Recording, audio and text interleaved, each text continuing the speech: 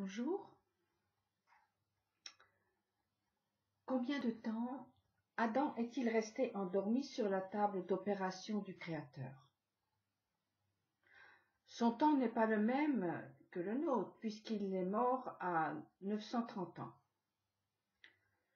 Dormir 70 ans ne représente pas grand-chose pour lui, alors qu'aujourd'hui, c'est toute une vie. Il est dit que l'Éternel fit peser une torpeur sur l'homme, qui s'endormit. Il prit un de ses côtés et forma un tissu de chair à la place.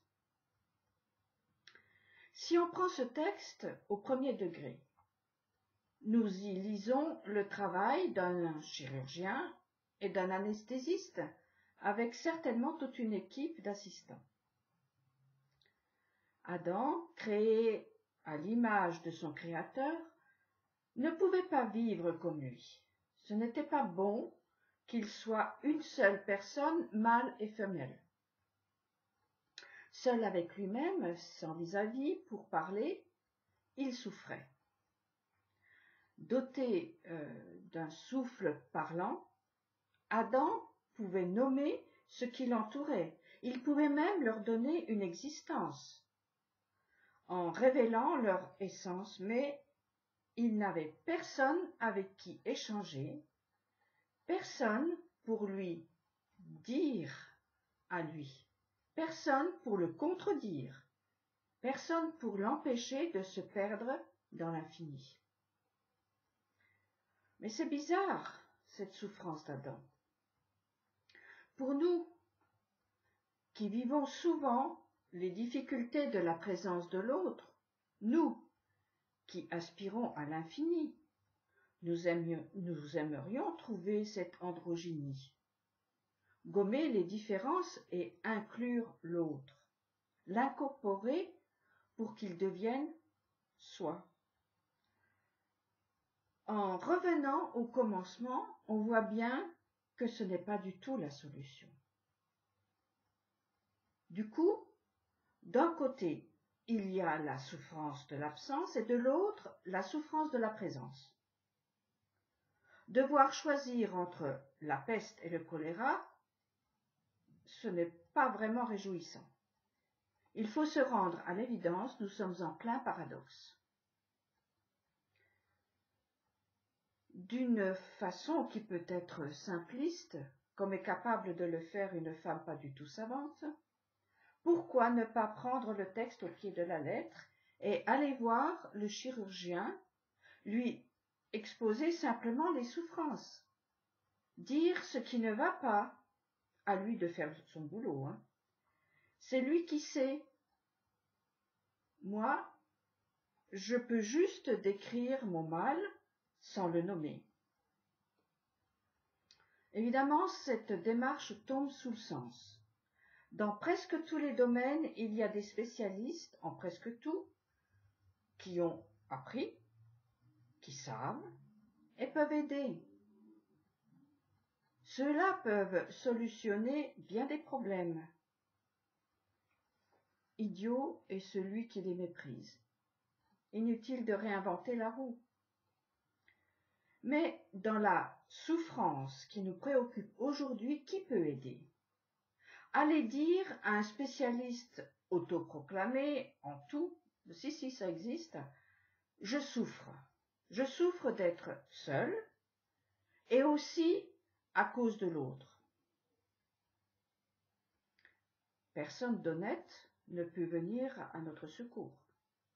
Seuls les charlatans sortiront une poudre de perlimpinpin miraculeuse. Le seul médecin qui peut apporter le bon diagnostic et le remède est celui qui nous a fait. Il s'est révélé comme celui qui guérit, l'Éternel. Je suis l'Éternel qui te guérit. D'une façon très résumée, c'est-à-dire en se contentant d'effleurer la réalité, on peut dire que l'Éternel a opéré Adam. Jusque-là, il était centré sur son mal. Il l'a éveillé à une vérité. Il n'est pas seul. Son intériorité est une personne, chair de sa chair, os de ses os. Adam en est bouleversé, mais il se rendort, inconscient, oublieux de cette puissance intérieure. Il ne la domine pas. Il l'a nommée à l'extérieur, mais en lui, il se laisse dominer par ses forces laissées à l'état brut. Une nouvelle fois, il sera réveillé à sa responsabilité, dont il va d'ailleurs nier l'évidence en disant « c'est de la faute de l'autre ». Caché derrière son petit doigt, il ferme les yeux sur les conséquences collectives de ses actions. Il se drogue au mensonge, niant la réalité et la vérité. Il s'anesthésie dans des excuses fumeuses. Le Créateur a un projet. Sa création doit arriver à destination. Personne ne l'arrêtera durablement. Il y aura des ralentissements, peut-être des arrêts, des détours, des marches arrière, mais inexorablement le train avance. Aussi Adam va à nouveau être secoué et se retrouver parmi les ronces et les souffrances, hors de lui, chassé de son jardin. Cet autre côté est devenu un étranger qu'il voit comme un rival. La solitude est devenue une schizophrénie. Écorché vif dans ce monde, va-t-il enfin prendre conscience de sa mission et sortir vers des lieux qu'il ne connaît pas à l'intérieur de lui? Avec l'aide de ce soi étrange, il pourrait croître, se multiplier, dominer, c'est-à-dire se tenir debout et marcher sur deux jambes qui sont comme des colonnes. Ces colonnes ont été représentées à l'entrée du temple dit de Salomon. Elles s'appellent justice et amour. Alors, Adam va-t-il se réveiller? Il le faudra bien, volontairement ou contraint, car l'histoire avec un grand H ne peut s'écrire qu'avec lui. C'est écrit, donc scellé. À titre individuel, chacun est toujours à la veille d'un réveil. Chacun vit une étape et devra toutes les passer d'une manière ou d'une autre, en une vie ou en plusieurs. Il y eut un soir, il y eut un matin, un jour. Sur le plan collectif, l'heure est avancée. L'humanité entière est secouée par des injustices monstrueuses. Vous me direz, ce n'est pas nouveau. La Bible les dénonce à tour de page, mais aujourd'hui, elles serrent tellement fort qu'elles étouffent leur proie. Elles brisent les os les plus faibles comme les plus forts, car elles utilisent la ruse. Adam va-t-il se réveiller pour voir son aide possible? La belle et la bête à l'intérieur de lui. Le monstre à l'extérieur peut prendre des figures bien attirantes comme l'amour brut qui, au final, permet à l'injustice de s'étendre. À la manière de Samson, coincé entre les colonnes à cause de la ruse de sa femme, séduite par les ennemis de la liberté, Adam doit et va se redresser. C'est en s'appuyant aux colonnes fondements du temple du monstre que tout va s'écrouler, car les racines célestes de Samson Adam ont repoussé pendant son sommeil. Mais quel sommeil? Pas celui du serpent qui hypnotise pour manipuler celui ou celle qui lui a fait confiance. Non. Le sommeil entre les mains du Créateur qui ouvre un des côtés cachés et réveille la conscience. Ce côté est comme les racines de l'arbre sous terre. Mais celles-là, elles sont cachées dans le ciel. Les cheveux en sont l'image. Le but de l'opération sous anesthésie divine est de réveiller la conscience, se réveiller. Comme dit le prophète Ésaïe, c'est la paix et la douceur qui seront votre salut. La quiétude et la confiance qui seront votre force. Mais vous avez refusé, eh bien, vous galoperez pour fuir. Il ne s'agit pas de laisser faire, comme le suggère l'amour monstrueux. Il s'agit d'une confiance active, collaborative, avec la détermination d'arriver au but écrit, qui est un espace-temps où règne la paix, qui ne peut exister sans la justice. Quelle est l'urgence? Il est urgent de se réveiller pour pratiquer la justice selon l'ordre de Melchisédek. Mais quel est donc ce personnage étrange qui a rencontré Abraham, avec qui il a été conclu un commerce? Son histoire se trouve dans le livre de la Genèse au chapitre 14. Son nom, Melchisédek, peut se traduire par roi de justice. Il vient de Salem, qui veut dire paix. Mais je reviens à ma question du début. Combien de temps Adam est-il resté endormi? Je l'actualise en ces termes. Combien de temps Adam va-t-il rester endormi? Car il me semble que c'est bien là que le bât blesse. Adam dort encore.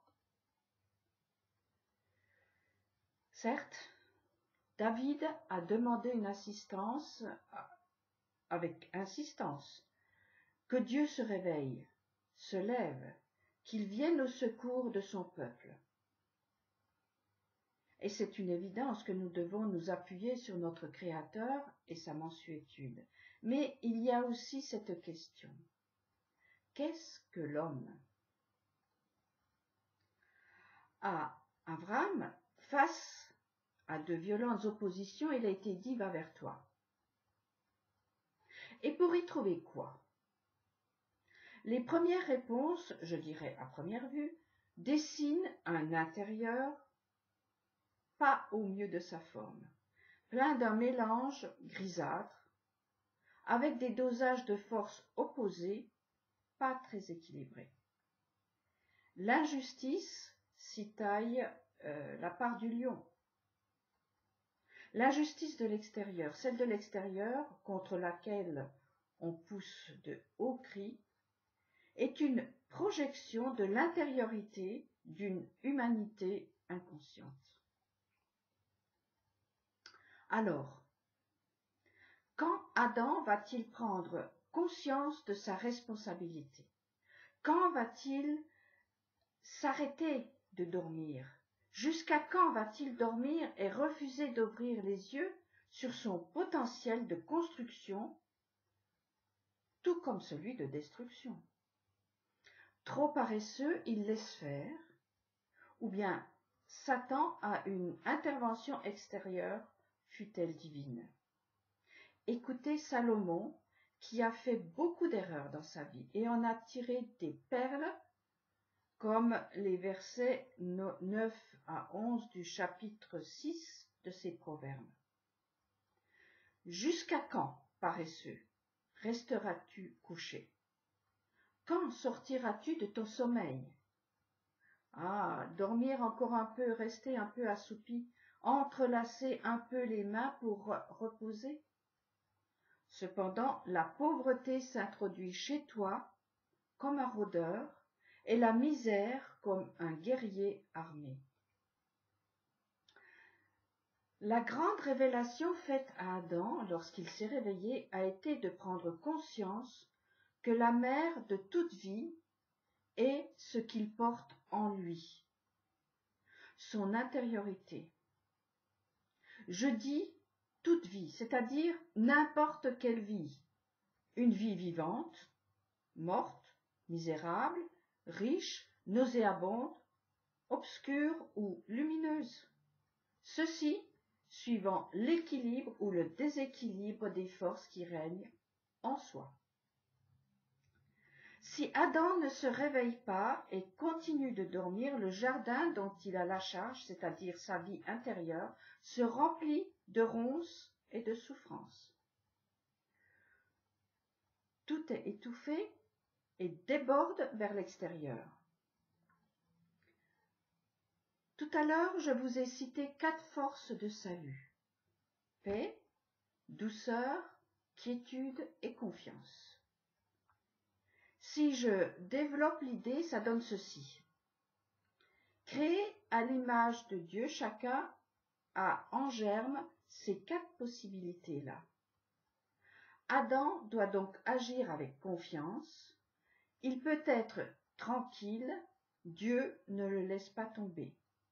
Alors, Adam, fils d'Adam, réjouis-toi de ce que tu as en toi et de ce qui peut arriver si tu t'en remets au chirurgien divin. Il ne suffit pas de croire que c'est possible, il est nécessaire d'agir selon ce qui est Adam. Ce nom est un acronyme de 3 noms portés par 3 personnages qui ont vécu, agi et laissé un héritage. Il s'agit de Abraham, David et Moïse. Chacun d'eux a été un lutteur à sa façon. Ils ont fait face à l'ours ou au boa qui étouffait la vie. Ils n'ont pas laissé faire. Chacun a lutté avec les armes de l'intérieur, à savoir paix, douceur, quiétude et confiance. Il appartient à chacun de se réveiller pour chercher, aiguiser, s'exercer à leur maniement. Ces épées, qui sont donc paix, douceur, quiétude et confiance, ne paient pas de mine, tant leur sens a été dévoyé. Pourtant, elles sont des armes redoutables et terriblement efficaces contre l'ours, le boa ou l'ivraie qui envahissent notre jardin et font de nous des chiffres-molles. Pendant que Adam dort, le boa, l'ours, l'ivraie prolifèrent. Ah, dormir encore un peu, rester un peu assoupi, entrelacer un peu les mains pour se reposer. Cependant, la pauvreté s'introduit chez toi comme un rôdeur et la misère comme un guerrier armé, dit le sage Salomon, qui a tout vu, tout expérimenté sous le soleil. Lève-toi, va vers toi, ne te laisse pas dépouiller de tes biens.